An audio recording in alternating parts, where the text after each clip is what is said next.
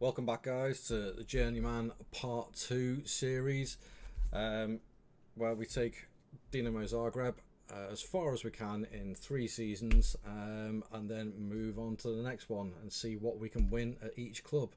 So we'll see you guys after the intro.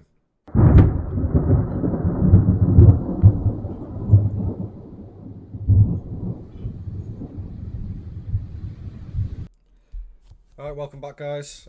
So let's jump straight into it. Dynamo Zagreb progressing quite well on this one at the moment. So we'll have a look at the schedule because there's been a lot of games played already this season. As I said in the last video, the season starts a lot earlier. So this takes actually a lot longer than I thought it would do. And so you look at the schedule. Started playing with friendlies and then finished, and then first competitive games started coming through on the 14th of July. So comfortably won the Charity Shield, as I'm going to call it, the Croatian Super Cup, 6-0. Absolutely battering Rijeka, I think they're pronounced. And then first league game, 4-1 against Osijek. And then it goes into the Champions League qualifying round. So the first one there was an away game. That was the second round, I believe. Yep. No. Second qualifying round.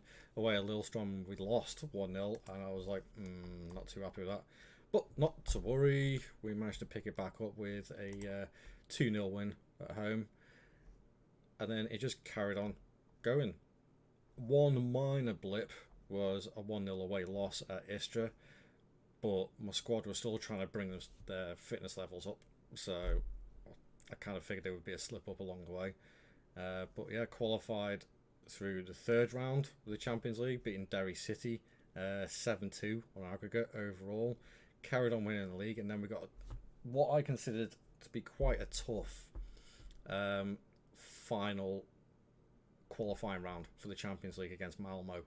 But we survived it, a 2-2 draw away from home, which was a little bit more hairy than I thought it was going to be. But with a 1-0 win at home, that helped us, and we qualified into the Champions League proper, which I was very, very happy with. Finishing off before I ran the simulation with another 3-1 win against Rijeka at home in the league, which means, competitions-wise, at the start of the season, we are 5 wins, 1 loss out of 6 games in the league, so we're top of the league by 2 points. Our Champions League draw: PSG, Atletico Madrid, and Trabzonspor. I don't fancy our chances in that one, but you never know. You never know. I'm still waiting on the Croatian Cup side of things. Financially and transfer-wise, financially we've got a good balance. Thanks to the qualification of the Champions League, I think we ended up getting like 13 million in sponsorship money on that, so that really helped. We have got a little bit of transfer debt from a bank loan, which is getting chipped away at, but obviously Champions League football would really help if we did well on that. But looking at that group, I'm not expecting to do that. So we'll have a look at the transfers instead. So transfer history, nothing. Let's have a look at this. So at the end of last season, because of that crossover, I did get rid of a few players. So from there, Josip Dirimic, 32-year-old, physically starting to wane off, so he went. Again, the same with Ristovski. Again, he could have done the job for us, but Lorient came in and he wanted a new challenge, so he decided to go. Emirelli, again, I'm not playing wingers. Manello, again, another winger, not playing, so I thought, might as well move him on. Same with Spikic, and Theophile Catherine wanted to move, as he claims on the game, he wanted to move back to France, and instead he ended up moving to Italy. I don't know. No transfers in on that point. I was clearing out a few until we came to this. So go by fee on this one. Marco Bulat is the first one I had to sell because he wanted to go. He didn't want to stay, so I had to sell him. Ended up getting nearly 5 million for him, which I was quite happy with. Stojkovic, again, was another youngster. I thought, do I keep him? But then I realised he's more of a winger, not a centre midfielder. So I was like, nope, off you go. You're not part of the system. Again, the same with a couple of other players as well. A few went out on free. A lot of them have gone out on loan for experience or just to clear some of the wages off the books. But it was the transfer business coming in where I think I've done pretty darn well. So we'll start from the bottom. Don't laugh at the name. Mbok. Back up Segundo Volante to cover our centre midfield of Misic and Lubicic. I think he's got some decent attributes in there, so I think he'll do all right. But he was cheap, so I thought I'd bring him in. Haynes Delcroix as a ball-playing left-footed centre-back. I wanted somebody to challenge Dino Peric at centre-back, who's more just a lump-it forward. This guy's a bit more of a passer, so I'm trying to instill that sort of system in. And yeah, I'm quite happy with that. He came in for 325k, so more than happy. A new backup goalkeeper in Joe Lumley, something I'd never heard of, but again, kicking, aerial reach, some good qualities there, and he wanted to come in as a backup, so that's fine with me. Emir Davis-Kajic. I think I nailed that one. 20-year-old centre mid, can play as a Segundo Volante again, but he's got a lot of room to grow again, so I'm quite happy with that one. Got him from Start in Norway for 1.2. Then I needed another right back. Junior Sambia. Again, a player I've never really heard of, but I thought overall, technicals, mentals and physicals, overall, fantastic right back. Been around a bit. He was at Salernitana, but they got relegated, so I ended up getting him on the cheap. He's played a lot of career games, and he started off pretty well with a 7.1 average rating in 4 games, so I'm quite happy with that. And then another one that's going to come in as a DLP / Segundo Volante in the midfield is Alberto Del Morel. Again, great mentals, good physicals, good technicals, only 24, so still quite young, and yeah, I'm quite happy with that bit of transfer business. Tactics has stayed almost the same. I've basically moved on to a two striker system because I wanted to get more goals, and we did have a player who was out on loan last season, Sandro Kulinovic. In fact, he was on loan at one of our sister clubs, Lokomotiva. He played 65 games and scored 32 goals. They're in the same league as Zagreb, so I'm quite impressed with that goal scoring record. So I thought, as a target forward, playing with an advanced forward, let's see how this works out. I've also put Baturina in as the only player I want constantly playing because I know he's got the talent, so he's going to stay in the side. If I do a quick pick without restriction, it's pretty much the team I'll be picking anyway, just to swap around the Baturina and Petkovic. But even still, good relationships going on here, so I'm quite happy with that. If I clear the entire team selection again and just make sure I do that so I don't forget it, Baturina in that one. So there you have it. Click back on the home. So yeah, we've played a lot of the season already. Well, feels like a lot of the season already. So I'm going to run the simulation now, and I will see you guys when the simulation is finished.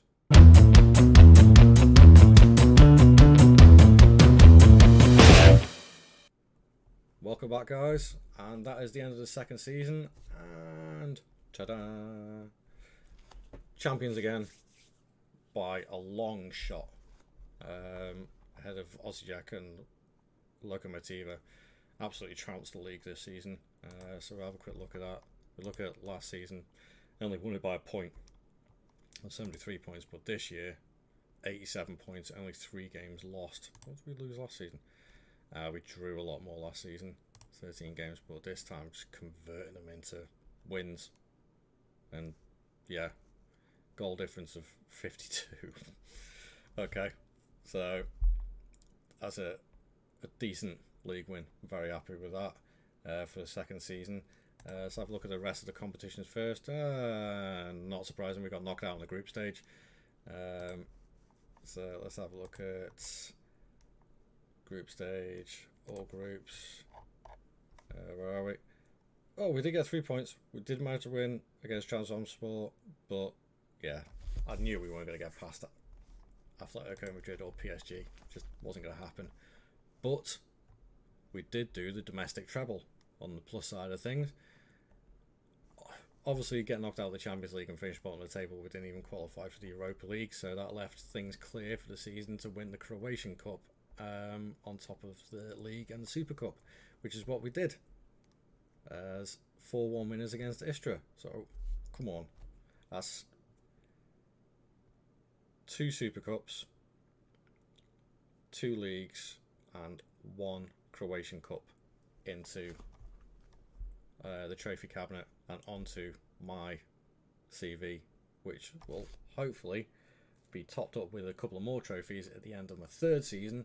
So when I resign, it gives me a decent chance of getting a job somewhere else. So let's have a look at the tactics. Let's do a quick pick, see who did best out of that. So, oh wow, look at the relationships. Yeah, that's really good. I like to see that. Why is he playing Lubitsch? Okay, so he decided to play Lubicic at left back instead of Mikhailichenko, or who was the other guy that I had? Perovic, I think. But even still, so have a look at goals wise. 33 from Petkovic. 30 years old and banging in 33 goals. Really, he's a veteran player now. But that's his best season ever. 21 goals in the league in 36 games. It's a really good season for him. Using the target forward and advanced forward system. Kulinovic banging in 15 goals in 29 games. Not bad. 22 all in all in 45 games. So yeah, I think that system worked. Mirez again. Only 12 in 22. Did he? Let's have a look. History, injuries. He had broke his foot, so he was out for 3 months. That'd be why then. But even still, 12 goals in 22 games in the league. That's not bad going. Good average rating, assists, player of the matches. In fact, more assists than player of the matches this season. So contribution wise, absolutely spot on. Let's have a look at the top average ratings. So yeah, all the usual suspects. Even Delcroix is a new signing. Del Morel again is a new signing, coming in absolutely tearing it up, which is really, really good. So yeah, I'm happy with that. So we will have a look at the finances. Sorry, couldn't think of the word there. So yeah, it's still 10 million in the balance, 6 million or so there. Debts, got a transfer debt still, but it's dropped down, I think, by a couple of million, so that's not too bad. So overall, it's just got really. It's the other thing as well. Because I have the filter on here of who's unavailable. When you do that, the one thing you will find is if anybody wants to take this challenge on from the first season, where you start off with a massive squad. There's a lot of youngsters involved, so you have to do a lot of moving around and sending people out on loan to make sure they get the playing time, as well as trying to improve your own squad. and working within the restrictions that the Croatian league give you, which again, you're only allowed 4 non-EU players, so you can't go splashing out on like ton loads of Brazilians and Argentinians and stuff like that. So yeah, you have to really shop around, but I'm quite happy with the way the squad is developing. Transfer wise, I don't think I've got a few offers going in, a couple of players going out, but I'll cover that in the next episode. I don't think anybody else left besides, oh yeah, one, Petr Bokaj, but he wasn't really playing.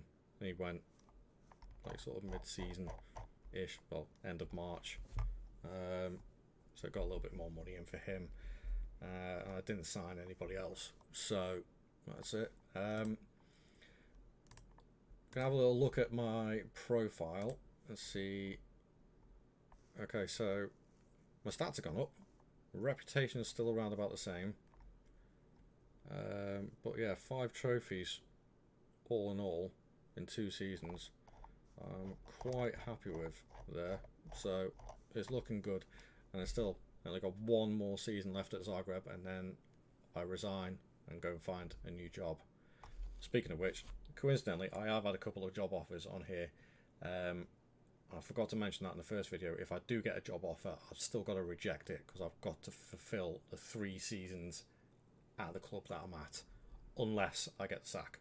That's the only time I change it. Any job offers that come in during that 3-year period, I reject all of them, regardless of who it is.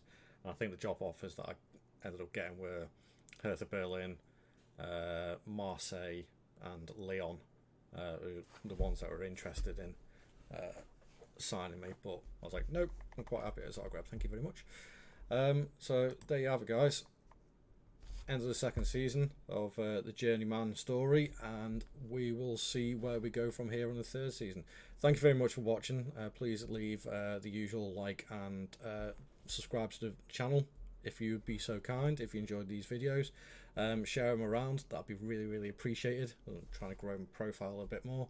And hopefully I will see you guys in the next video. Catch you later.